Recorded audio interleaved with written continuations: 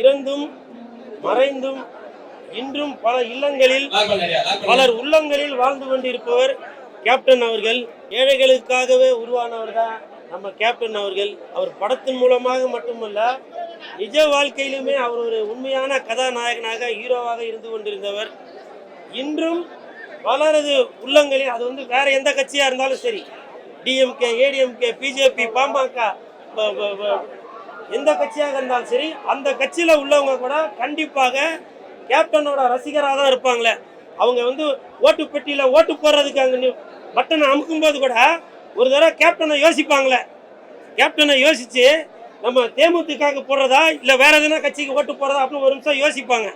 ஏன்னா அந்த அளவுக்கு நமது கருப்பு எம்ஜிஆர் அவர்கள், கேப்டன் அவர்கள் அவர்களுடைய மனசுல பதிஞ்சு இருப்பாரு. நீங்க ஒரு விசேஷத்துக்கும் டிவியில படம் போடுவாங்க, பார்த்துருப்பீங்க. ஆனால் கண்டிப்பாக ஒரு வாரமும் எந்த ஒரு நிகழ்ச்சியாக இருந்தாலும், ஒரு சுபகாரியமாக இருந்தாலும், அந்த இடத்துல கண்டிப்பாக கேப்டனோட படம் எதனா ஒரு சேனல்ல ஓடிக்கிட்டே தான் இருக்கும். உங்களுக்கு வீரமும் ஈரமும் வேணும் அப்படின்னாக்கா கண்டிப்பாக வீரம் விளைஞ்ச மண்ணு அப்படின்ற மாதிரி படத்தை நீங்க பார்த்துட்டு தான் இருப்பீங்க. ஒரு அன்பு வேணும், பண்பு வேணும், பாசம் வேணும் அப்படின்னாக்கா வானத்தை போல படத்தை பார்த்துட்டு இருப்பீங்க. இப்படி எல்லார் மனசுலையும் கேப்டன் அவர்கள் விளைச்சி வச்சுட்டு போயிருக்காரு.